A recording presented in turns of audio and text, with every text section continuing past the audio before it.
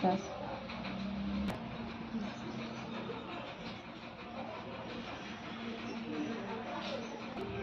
ছোট্ট ছোট্ট টিপস একদম মৌদি এত সুন্দর হাতে ধরে শিখিয়েছে যে তার জন্যই আজকে আমার যেমন কাট ক্রিজটা করতে প্রবলেম হচ্ছিল, তো আজকে করতে পেরেছি। তো মৌদি এত সুন্দরভাবে হাতে ধরে দেখিয়ে দিল বলেই করতে পারলাম। খুব বেশি অ্যামাউন্ট নিয়ে কাজ শেখাই তাও নয়, খুব স্বল্প খরচেই আমাদেরকে পুরো হাতে ধরে প্রপারলি কাজ শেখাই।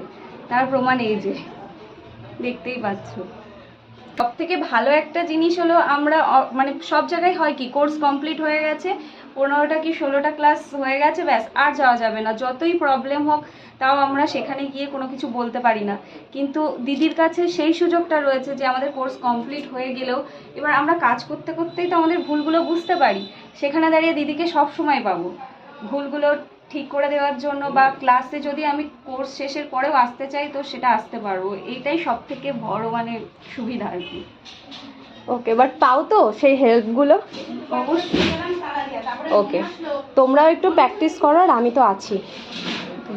এই পোর্শনটুকু না ট্রাই আছে, দেখো কম্বিনেশন আছে, পুরো এই সেম প্রোডাক্ট দিয়ে করলাম, এত সুন্দর বসে গেছিল। তার মানে আমাদের স্কিনের টেক্সচার দেখেছো, আমাদের স্কিনের টেক্সচার নিয়েও কিন্তু আমাদের মেকআপ কিন্তু ফুটে ওঠে। এর জন্য আগে থেকে আমাদের বরফ টরফ দিয়ে দিতে হবে।